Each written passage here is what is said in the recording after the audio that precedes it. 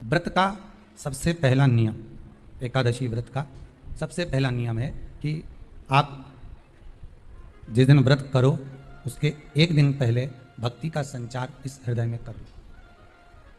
भक्ति का संचार इस हृदय में कर लीजिए। जिस दिन आप व्रत करो, जैसे एकादशी का व्रत कर रहे हो तो दशमी के दिन शाम का समय जब आवे, रात्रि जब होने लगे, शाम का समय आवे और रात्रि का आप जब भोजन ग्रहण करो तो उस भोजन में कोई ऐसा पदार्थ ग्रहण मत करिए जिस पदार्थ के कारण आपकी एकादशी बिगड़ जाए। एकादशी का दूसरा नियम बहुत ध्यान से सुनिएगा। जिस दिन आपकी एकादशी का व्रत हो उस दिन प्रयास करिएगा कि अपने हाथ से किसी भी वृक्ष की कोई पत्ती टूटे ना। अपने हाथ से किसी भी वृक्ष की, पौधे की, किसी भी वृक्ष की पत्ती अपने हाथ से ना टूटे। बहुत ध्यान दीजिएगा महाराज। एकादशी का यह दूसरा नियम है कि अपने हाथ से किसी पौधे की, किसी वृक्ष की, किसी डाली की कोई पत्ती टूटे ना, कोई पत्ती ना टूटे, इसका प्रयास करिए। यहां पर तीसरे नंबर का जो, चौथे नंबर का जो उपाय बताया है, उपवास करने का जो नियम बताया, उसमें वर्णन किया एकादशी के दिन अगर आपका व्रत है तो आप भूलवश भी डब्बे में रखी हुई रोटी गाय को ना देते हुए कुछ थोड़ा सा फलहार, कोई केला, कोई सेब, जो आप खाते हो, अंगूर, पपीता, जो आप ग्रहण कर रहे हो उसका थोड़ा सा भाग आप गाय को प्रदान करो। आप गाय को दीजिए। रोटी ही दिए, डब्बे में से निकाल के लेके गाय आई है रोटी देना, देव मना नहीं। बाकी के दिन आप आपके बेटे से कहते हो रोटी दिया बेटा जा, पर आप अपने हाथों से, आपका व्रत है तो आप फलहार आप कर रहे हो तो फलहार का ही दान गौ माता को दीजिए। पांचवा वर्णन किया चतुर्थ भाव में, बन सके जितना एकादशी के दिन भगवान का ओम नमो भगवते वासुदेवाय का जाप करें या अपने गुरु मंत्र का स्मरण करें, या जो मंत्र आपके हृदय में समाहित हो, श्री शिवाय नमस्तुभ्यम, ओम नमः शिवाय, राम कृष्ण शिव, जो मन पड़े उसका भजन करें, पर दिल से करें। जितनी देर करते बने उतना देर करें। माला पकड़ने की भी जरूरत नहीं कि माला पकड़ के बैठो, तो घट की जिब्या से जप लो नहीं जी वही उतना में पूरा हो जाए, वही बहुत। महाराज पांचवा नियम कहा, जिस दिन आपका व्रत रहे किसी निंदक से बात ना करें। निंदक जानते हो? भाई दूज के दिन, दिवाली की जो भाई दूज होती है ना, होली दिवाली की जो दूज होती है, उनमें ऐसा गोबर का भाई दूज बनाते हैं और पास में एक चुगलखोर भी बना है और चुगलखोर के ऊपर ऐसा भाटा धर दें, एक पत्थर। अब तुम्हारे उधर रखे कि नहीं रखे हमें नहीं मालूम रहे हो, जितने आस्था पे सुन रहे हो, पर हमारे इधर तो ऐसा रहता है गोबर का भाई बहन बनाए और उसकी पूजन करे, उसके पास में एक गोबर का चुगल चोर भी बनाए, उसके ऊपर भाटा धर। कथा वर्णन कर रही है, निंदक से बात ना करें। मान लो किसी ने आकर आपको निंदा कर भी दी तो तुरंत सूर्य नारायण भगवान का दर्शन करें और 3 बार उनका दर्शन कर कर नेत्र बंद करें, तब जाकर वो निंदा जो अंदर गई है, अंदर पवित्रता प्रदान करेगी, तब जाकर एकादशी का व्रत लगेगा। अगला नियम है, अपने द्वारा जीव की हत्या ना हो, प्रयास करना, किसी को कष्ट ना हो। 18 नियम में से एक नियम और, प्रयास करिएगा एकादशी जब भी करें तो द्वादशी से जुड़ी हुई करें, दशमी से जुड़ी हुई एकादशी कम करें।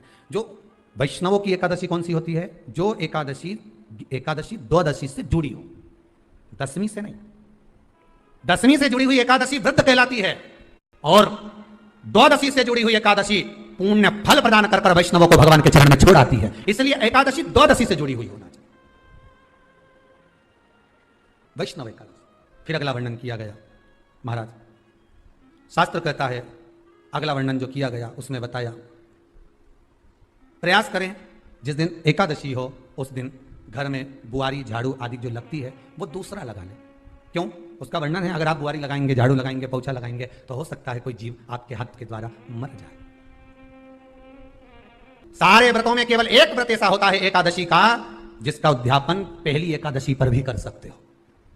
सारे उद्यापन में केवल एक उद्यापन ऐसा होता है, सारे व्रतों में एक व्रत का उद्यापन ऐसा होता है, वो है एकादशी का।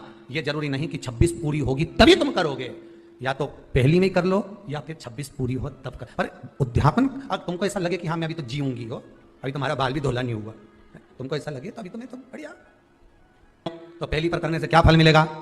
तो एकादशी की नियमावली कहती है, अगर मान लो आपने पहली एकादशी पर भी उद्यापन कर लिया, इसके बाद में जितनी एकादशी करोगे वो सारी तुम्हारे खाते में जुड़ती जाएगी। मतलब बैंक में खाता खोल लो, ठीक है? खाता खोल लिया, अब जितना कमाता जाओगे उसमें डालते जाओ, जितनी कमाई करके लाओगे उसमें जमा करते जाओ। एकादशी एक बार उद्यापन पहले भी हो गया तो बाकी का पुण्य तुम्हारे खाते में आ जाए, उसका पुण्य।